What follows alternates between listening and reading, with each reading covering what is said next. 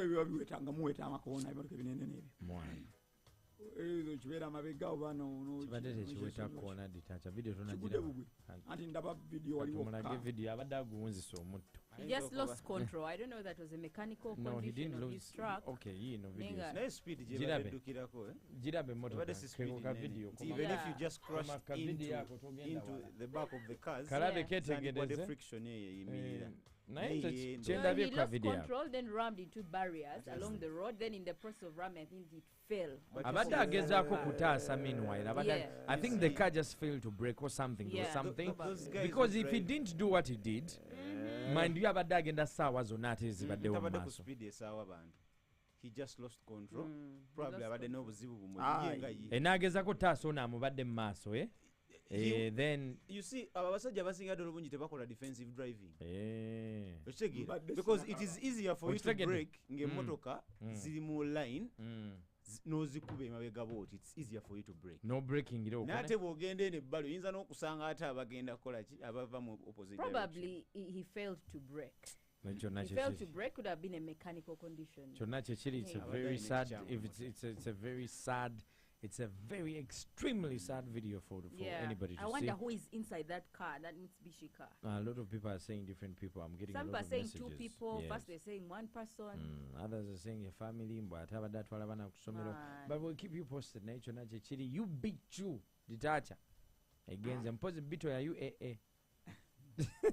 number plate. What is number plates.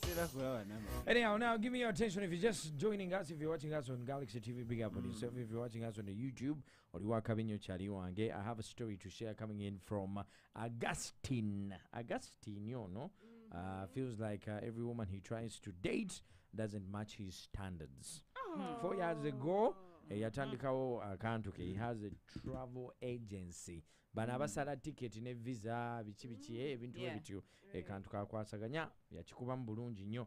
He's making a killing. Now buli muntu yenna gwagezaako kufuna he tries to date ajja with what I can call zero value addition. Abalabanga banyunyuta bunyunyusi bakubi ba luseke, and he feels like it's a risk okubanga akantu ke yesize kataddemu amajage ate afuna omuntu abeere naye nako bakanyunyute kagwewo. So he's kind of in between there when it comes to settling down. He wants to settle with someone who is on the same pace with him. Omuntu agenda obeera naye batambule basituke.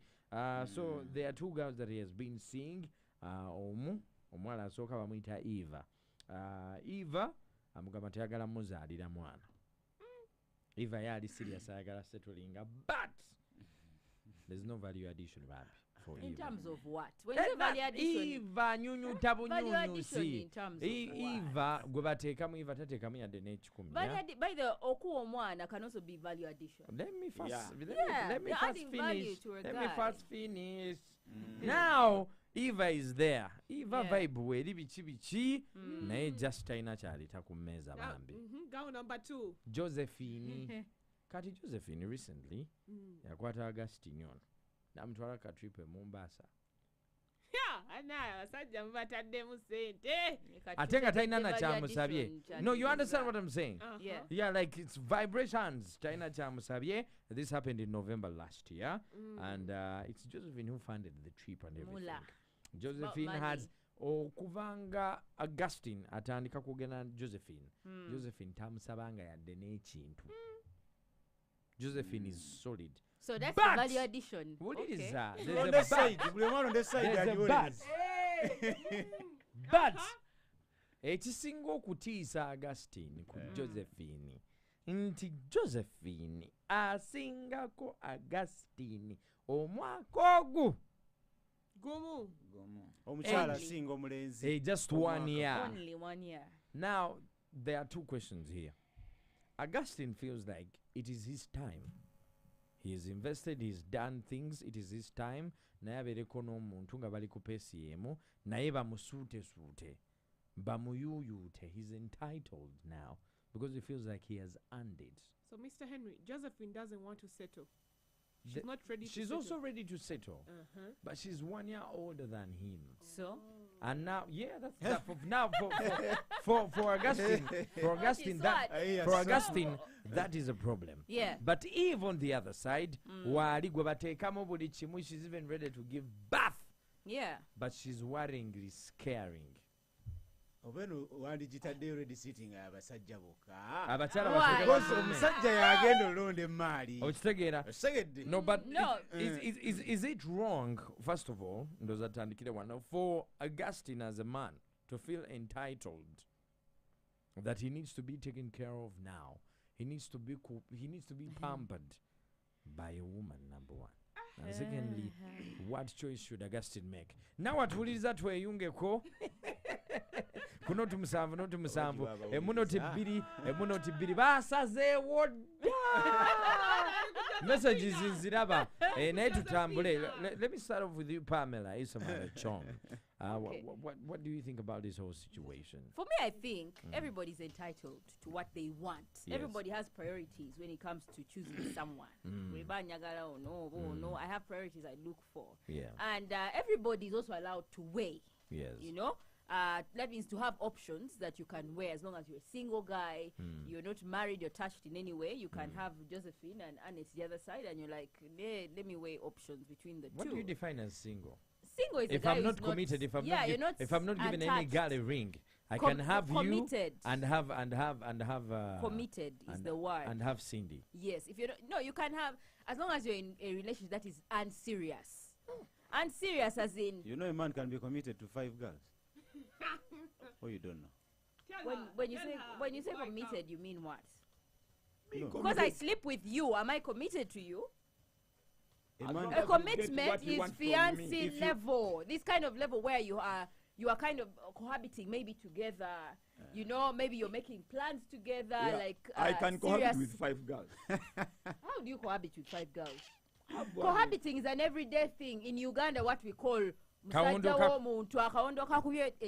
kind of thing where you are staying with someone. You're planning marriage. You're planning. Do you think Ham is committed to his 3 wives? Yes, he's now the that is commitment.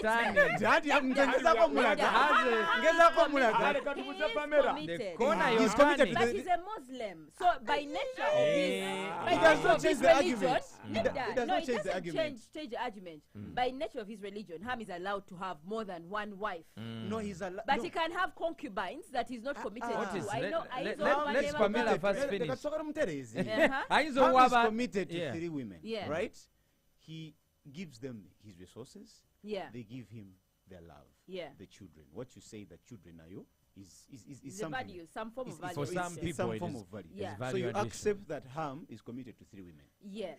But those 3 women can only be committed to Ham, right? Yes. 3 women committed to 1. He is committed. Let me explain what is. By nature of his religion, he's a Muslim man. A Muslim man is allowed to have 3 wives. That is besides the argument. No, it's besides the argument of commitment. If you're talking about commitment, is Ham committed to the 3 women? Yes. Are the 3 women committed to Ham? Yes. End of story. Okay. Let's take an example. Ham is a Christian. He has 3 women that know each other. Yes. That I am with this one, I'm with A, B, and C. Yes. Leave alone these things of I am dating A, B, and C. That's the difference. Because commitment goes just beyond sleeping with someone or coming to their home for 1 month and then moving away. Because if Ham was a Christian, he would still be committed. Because it has nothing to do with religion. There is a difference between commitment and dating. Yes.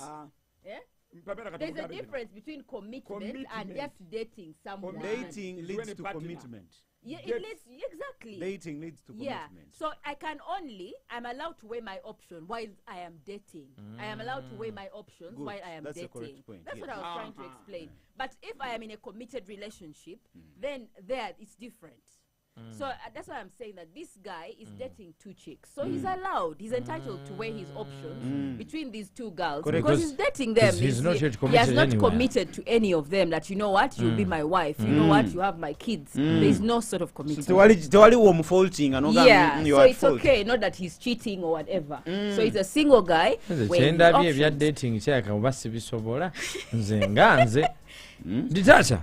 Augustine. Embozo jiwulidde. simanyi na kyayagala kuba gasindabira ddala nga fala atusumbwa obusumbi because one alina omukazi aliredde omuzaalira alina omukazi aliredde omuteeka museera ate nga ye alinga kyayagala ate n'agamba ate amusingako omwaka gumu kati biki byali katusumbwa busumbi abakazi bonna bakolifayinga baalina kati kankubulireko kino fawamu ekigendo ekikulu ky'omukazi value addition omukazi asobola okuzaala eyo value because abaana babatubuuza mu society naffe bwe nyitutuka ekiseera nga ye happiness yokka gyoyagala mwana toto katoloza hamu osobola muwaaki binyali tewali era kyoyinza omuwaayo ne big thing is a child akakyala akalala keeru kuba nomwongera akakyala kati bayo njagala gamba kasooka mane kukyapamira commitment kyakitegeeza commitment is me reaching your standards. That's a new one. Yeah, that's commitment. Kademu. Commitment is I beating your standards. Pamela, if you want a guy who can afford your rent, take care of you in terms of whatever hair bichi, then I'm there. Oba nina bakazi bameka, we can be committed. We can stop anga, you're ready to receive my giving. Nsobola okuwa buli kimu what you can get from any man. Mbate nina bakazi abalala. You can get committed as long as I can reach your standards. Whatever grounds you're on, but you're exclusive with someone. You know, I am exclusive with them. We have theory. Katwagala practical Uganda. Labayo. Ebya theory tubiveko Pamela. Let's look at the world where it moves. Let us forget all about Christian, Muslim, long ago what we are saying. How are people committed in Uganda? Mr. Henry can afford rent for girl B living in Gayaza, can afford everything. She calls, he responds, either commercially or anywhere. That girl can stay committed however much Henry has 7 primas. What if he's paying? Rent that, which means any day he can balloon you and you have kids together because he's owning you, he's taking charge of you. Yes. He's showing you that I am in this with you. So affordability makes any man eligible for commitment to 7 weeks. Let me try to hey, the corner I'm turning is dangerous, but let me turn it anyway. So as long as what does a man need from a woman, Ditacha, in your perspective? Rachi obo o committing a kumuchalo no more renti kubeerawo just omukyala kasitaka kasanti ngenda kubeerawo omanyi kati oba yagala kuwa mukwana sicho a lady committing herself that I'm showing you that she's available for you. She's there for you. She's ready. So the same way you can provide rent for A and B and C and you feel committed to them. You want love from them. Yes. It's the same way they can provide love. This is the same way she can provide love to A, B and C and also be committed to them. You understand? Well, that's what the society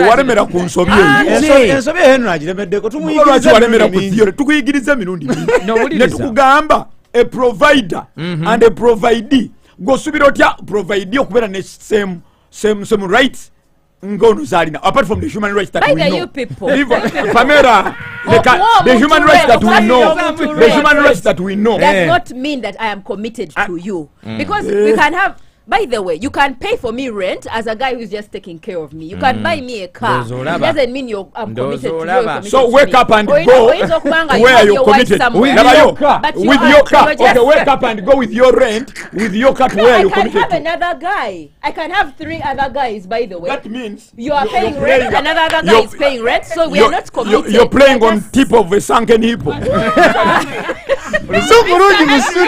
Yes.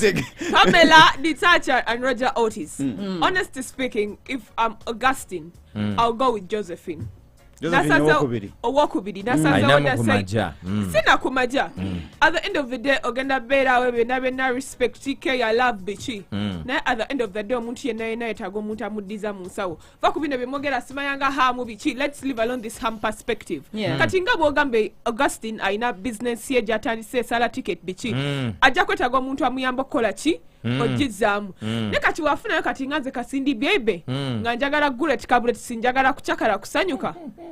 Who is going to add to that business at the end of the day? And what does it take okuzala omwana? Dachika bidi. Hey, you know what I'm talking about. Cindy. You all know. Cindy, don't say that. Dachika bidi. Can you get pregnant now? If you're saying what does it take okuzala? Can you just get pregnant now? Akantu kange kaliwa. It is the Red Sea. Join the conversation on 0707 102 102. Cindy's point is valid, though. Every man, that's why they say behind every successful man, there's always a woman. Amuyamba. We've seen a lot of men that have been made better by abachala. Njagala tusale nsonga nga ttaano eyokutaano gye ngenda osookerako Tereze Henry ono. Henry, man and a woman complements a man. Omukyala agatta ku musajja. Otherwise singa omusajja badde agatta ku mukyala, abakyala bandibadde batukwana. Naye omukyala nze mukwana ne muga jango ngatteko nyina wentuuse ne jango nyambeko mbeeko ne wenkola ki wentereza kyovala abasala abasingira ddala obungi bajjo oyina wootuuse abakyala abasingira ddala obungi because kibanguyira okuyambako ng'oyina wootuuse kimuzibuwalira ye ng'omukyala okujja nga alina okusitula okuva wansi n'agamba tupambane tusule mu kayumba kano tukalekoti. But even the women that are in that position nze ate besingira ddala okwagala because they've seen you go through all the hell that you've gone through to build yourself up. Naye ensongera ddala esooka Augustine oyo nga Litacha bwagambye tamanyi kyayagala kyekisooka.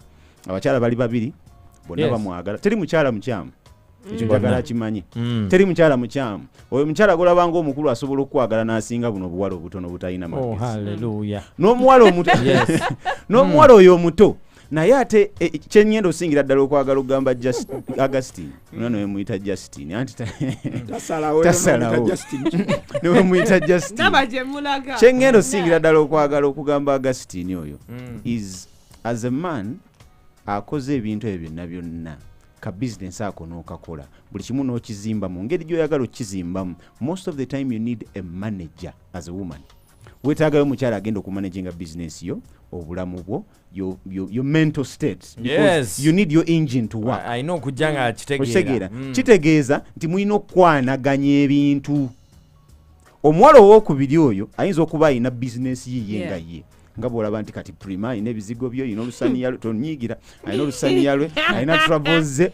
Okwanaganya omukozi wa radio atambula nnyo Dubai n'agenda travel agency ya mukulu munaye. So okwanaganya ebintu ebyo ne bifuuka ekintu kimu kiba kizibu nnyo. I'm not saying it's impossible. Naye kizibu nnyo for a woman to bring her business noleta business okujjako nga bikwatagana. Bwiba nga byanjawulo, you need harmony between the two of you. What I would like Augustine to do, because first of all oyo mukyala agambye nti ali ready okuzaalira Augustine Eva. Yes. Eyo tiki naye ekyo kyokubi kyenjagala amanye nti buli musajja akozeemu akawogo n'afuna mwangu nnyo wakusetulingira. Kyovulaba omukyalo oyagala okuzaalira alaba wengedde wagenda okutuula wonna wengedde. No, it is okay, it is female nature, we understand it.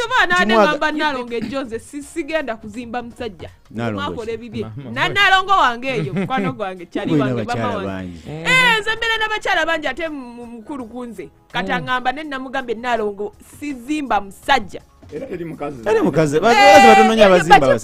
Stop making it look like women are there to follow men. Hallelujah. That we don't have. Wait.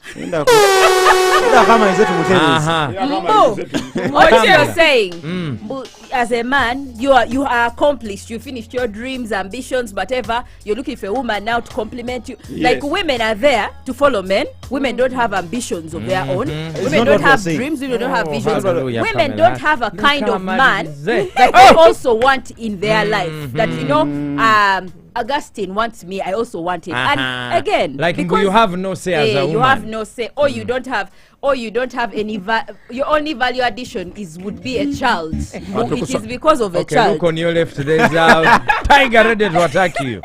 Detacha and Otis. Having a child, I agree, is value addition. It's the biggest value addition a woman can give to a man. But I also want you to know that woman who is talking about having a child, that it doesn't mean that that's the only thing she can bring to the table. That Augustine is saying. No, that's what Augustine was saying. But this one says she can bring a child. So that's the only thing. And by the way, she can bring Augustine to the table.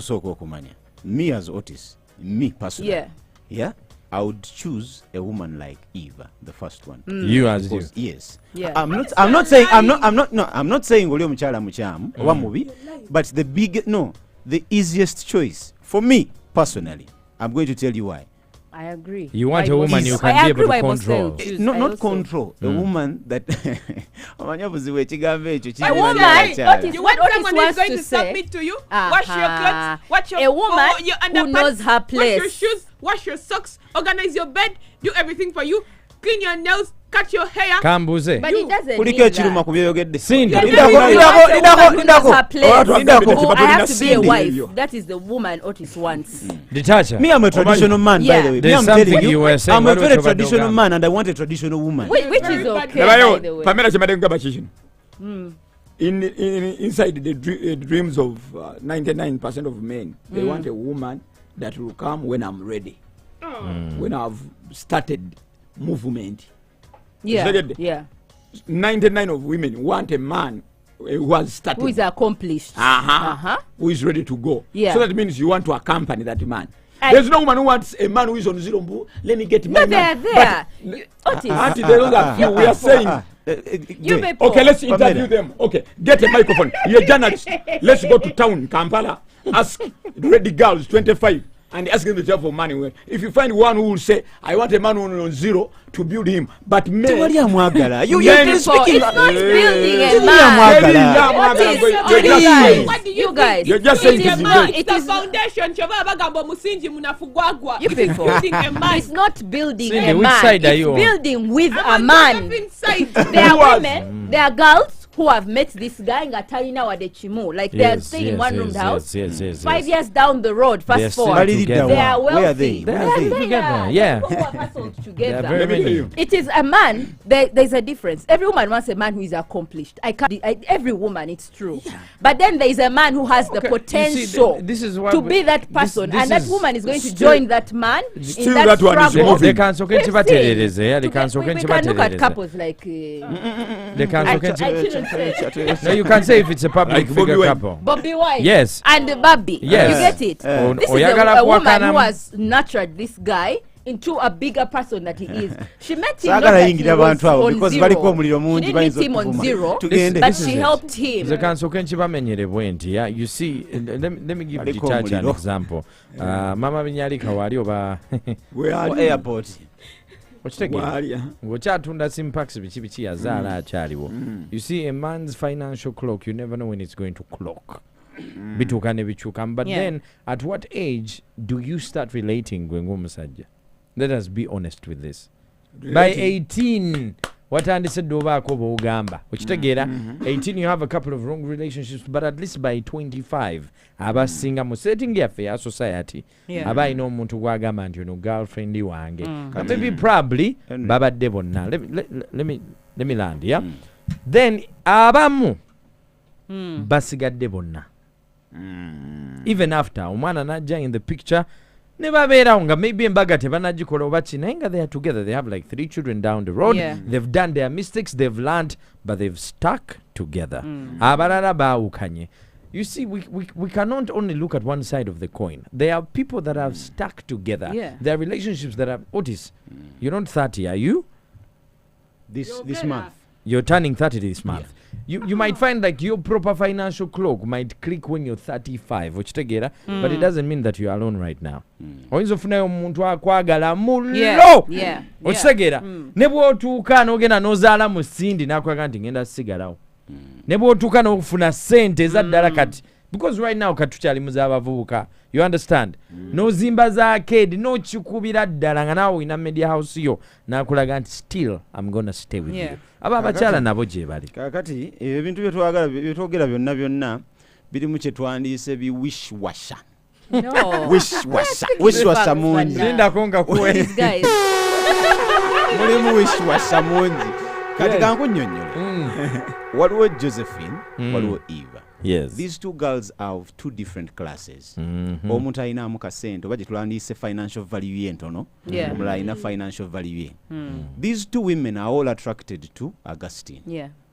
Augustine alinamu They kasente. all see a future. Kitegeeza with ki? Augustine. Ti omukyala omwavu, omukyala talinaawo kyalina yadde, n'omukyala ayinawo kasente bonna ali bali attracted to what one man to one man ayinamu kasente omukyala ono Josephine puulu ye ey'abasajja ntono nnyo gy'asobola okugyamu abasajja bayagala so right now nze kyendowooza nti Josephine ayinamu kasente yasinga okwetaaga Augustine oba okitegeera ate Augustine tamwetaaga ate Augustine ebiseera ebisinga ayinza obutamwetaaga nnyo olaba akyadawutinga ensonga akyamukompeyalenga ne Eva labayo kyengeza alina sente akutwale ku trip for free olaba he still compares oba nkole ntya wayogeredde nti akantu akatini ke buildings like this singa kyabadde takitaddemu ekya finance nti akatu kange sagala